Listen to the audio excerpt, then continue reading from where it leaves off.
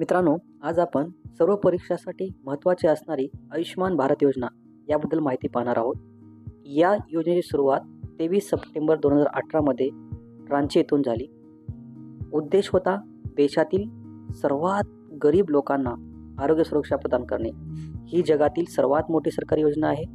यामध्ये 55 कोटीहून अधिक लाभार्थ्यांना सेवा भेटणार आहे आणि यामध्ये 5 लाख रुपयापर्यंतचा विमा देण्यात येणार आहे सर्व गरीब लोकांना. बघा, ही योजनेसाठी काही पात्रता ठेवलेल्या आहेत. ग्रामीण भागातील लोकांसाठी पात्रता आहेत.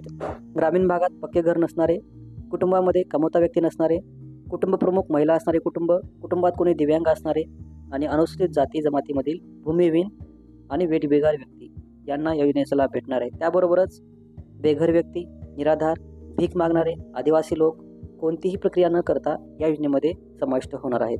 त्यांना बाय डिफॉल्ट लाभ भेटणार आहे या सर्व लोकांना. आता बघूया आपण शहरी भागातील लोकांसाठी काय पात्रता आहेत.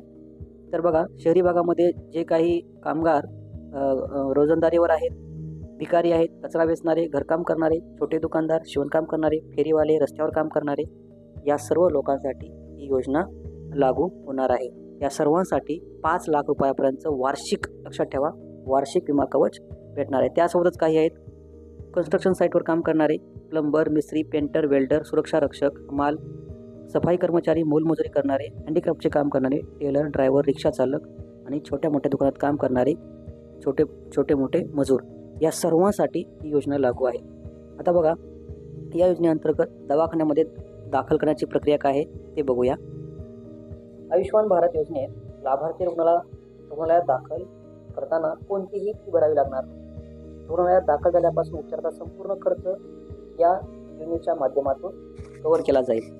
त्यासोबतच रुग्णालयातून बाहेर गेल्यानंतर दाखल होण्यापूर्वीचा आणि रुग्णालयातून डिस्चार्ज झाल्यानंतरचा खर्चही कव्हर केला जाणार आहे.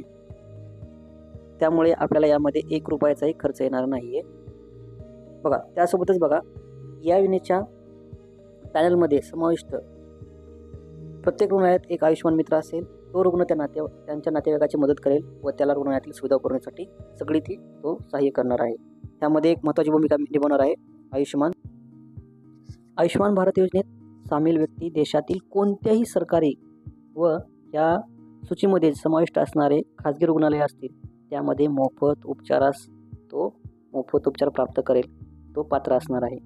हे बघा, अशा प्रकारचं हे आयुष्यमान भारत कार्ड असतं. याच्यामध्ये ह्याची स्लोगन लक्षात ठेवा, बदलाव के साथ फायदे भी अनेक, आणि खाली आहे 5 लाखापर्यंत निःशुल्क उपचार, लक्षात ठेवा. आता या अंतर्गतले अजून एक महत्त्वाचा प्रश्न जो आपल्याला आयुष्यमान भारत क्रमांक देणार आहे त्याला आभा क्रमांक म्हणतात आणि तो असतो 14 अंकी. लक्षात ठेवा, 14 अंक असणारा तो आभा क्रमांक असतो. तुम्ही आठवा बरं, आधार कार्डमध्ये किती अंक असतात ते बघा. आपल्याला जर याची नोंदणी करायची असेल तर ही एक वेबसाईट आहे www.eka.care आयुष्यमान भारत. याच्यामध्ये आपण जाऊन या ठिकाणी तुम्ही आपला आधार कार्ड नंबर टाकून यामध्ये लॉग इन करू शकता.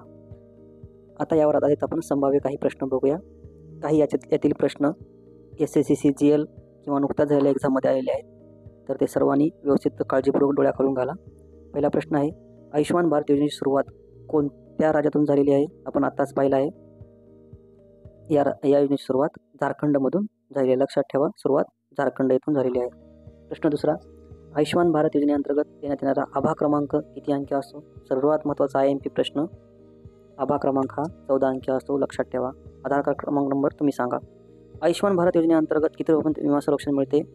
लक्षात ठेवा, त्यामध्ये विमा संरक्षण किती लाखापर्यंत आहे? आपल्याला विमा संरक्षण 5 लाख रुपयापर्यंतचं प्रतिवर्षी, लक्षात ठेवा, प्रतिवर्षी, प्रति महिना नाही, प्रतिवर्षी 5 लाख रुपयापर्यंतचं आपल्याला विमा संरक्षण मिळते. प्रश्न चौथा, आयुष्यमान भारत योजना कोणत्या मंत्रालयाअंतर्गत राबविण्यात येते? पर्याय आहेत बघा, नीट वाचा पर्याय तुम्ही. यामध्ये काही गडबड न करता कुठल्याच पर्याय निवडायचा आहे ते आपण ठरवायचं आहे. याचं योग्य उत्तर आहे आरोग्य व कुटुंब कल्याण मंत्रालय. यानंतर शेवटचा प्रश्न पाहूया. गरीब लोकांना मोफत आरोग्य सेवा पुरवण्यासाठी केंद्र सरकारतर्फे कोणती योजना सुरू करण्यात आली आहे? याचे पर्याय नीट पहा. आयुष्यमान भारत योजना, B प्रधानमंत्री जन आरोग्य योजना, C राष्ट्रीय आरोग्य संरक्षण योजना, D वरीलपैकी सर्व. मित्रांनो, अशा प्रश्नामध्ये आपण घाईघाईमध्ये एकच पर्याय टिक करतो.